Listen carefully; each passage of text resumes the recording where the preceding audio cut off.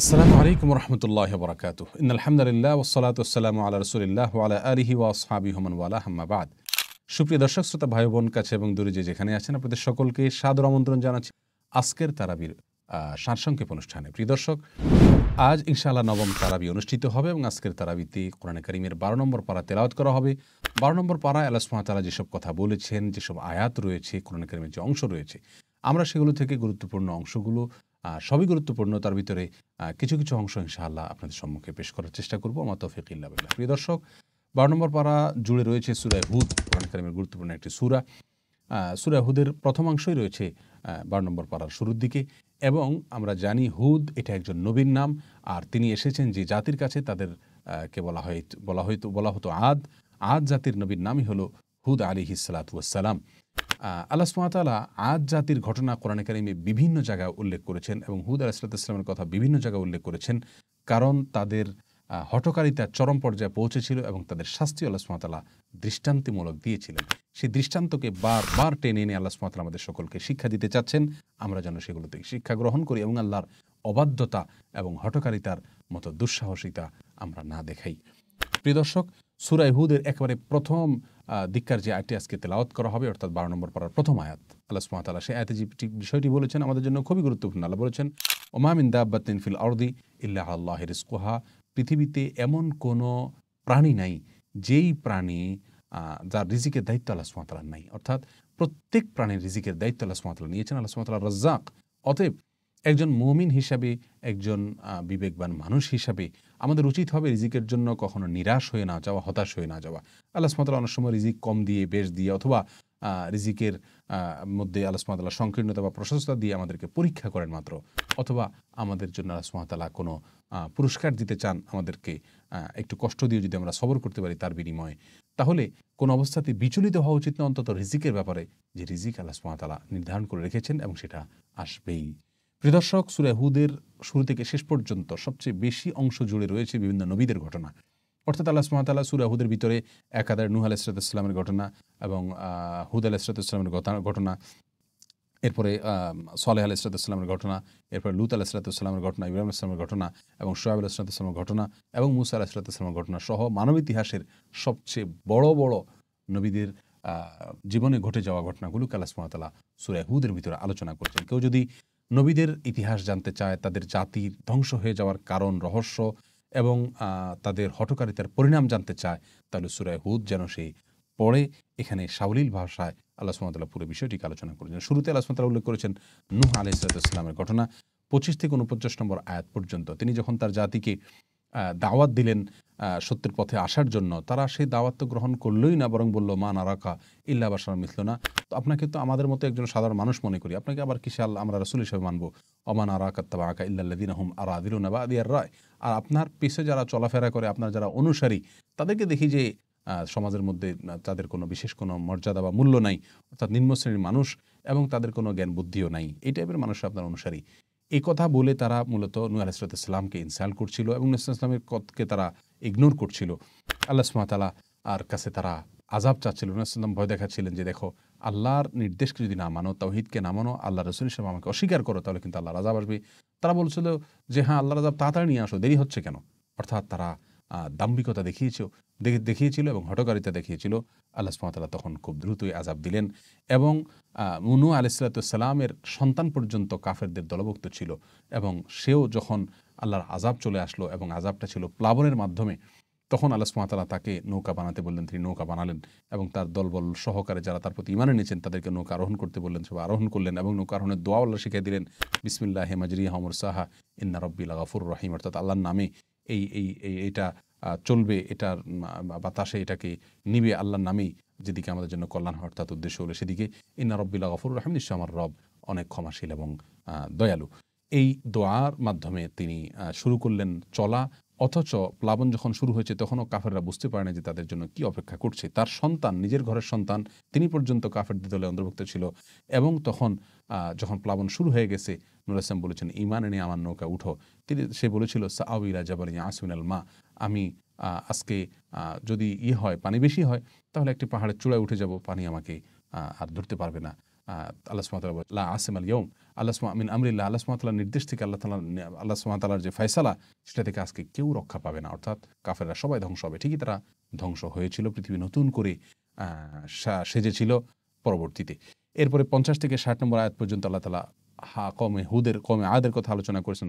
তা আল্লাহ সুবহানাহু ওয়া তাআলা সে প্রসঙ্গে বলেছেন ওয়াইলা আদিন আখাহুম হুদ, আর আদ জাতির কাছে তাদের ভাই, তাদেরই মধ্যকার একজন ব্যক্তি হুদকে আমি নবী হিসাবে প্রেরণ করেছিলাম। কল, তিনি বলেছেন ইয়া কওমি ইবুদুল্লাহ মা লাকুম মিন ইলাহিন গায়রু, হে আমার জাতি তোমরা আল্লাহর ইবাদত করো, আল্লাহ ছাড়া আর কোনো সত্যিকারের মাহবুদ নাই, অন্য কাউকে ইবাদত করো না। নির্দেশের মালিক, নিষেধের মালিক একমাত্র আল্লাহ তাআলা।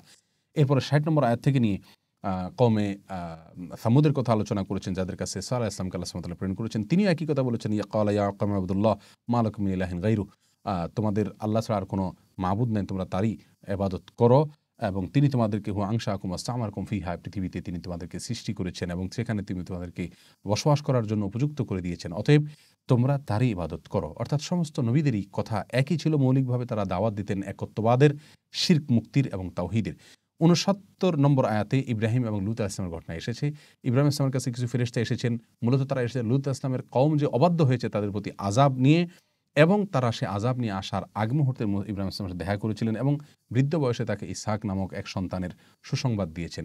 এখান থেকে বোঝা গেল আল্লাহ সুবহানাহু ওয়া তাআলা বার্ধক্যকালেও মানুষকে সন্তান দিতে পারেন এবং মানুষ নিরাশ হওয়ার কোনো কারণ নাই, দেয়ালে পিঠ ঠেকে যাওয়ার আগ মুহূর্তে আল্লাহ সুবহানাহু ওয়া তাআলা ঘুরিয়ে দিতে পারেন। যাই হোক, এরপর লূত আলাইহিস সালামের জাতি আল্লাহর অবাধ্য হয়েছিল এবং তারা সমকামিতা পৃথিবীতে শুরু করেছিল। আল্লাহ সুবহানাহু ওয়া তাআলা প্রস্তর বৃষ্টি তাদের জন্য নিক্ষেপ করেছেন, প্রতিটা পাথরে তাদের নাম লেখা ছিল এবং নির্দিষ্ট ব্যক্তিকে আঘাত করেছিল এবং সবাই ধ্বংস হয়েছে। তাদের ধ্বংসাবশেষ পৃথিবীতে এখনও রয়েছে আমাদের শিক্ষা গ্রহণ করবার জন্য। এরপরে 84 নম্বর আয়াত থেকে নিয়ে আল্লাহ সুবহানাহু ওয়া তাআলা শুআয়ব আলাইহিস সালামের আলোচনা করেছেন।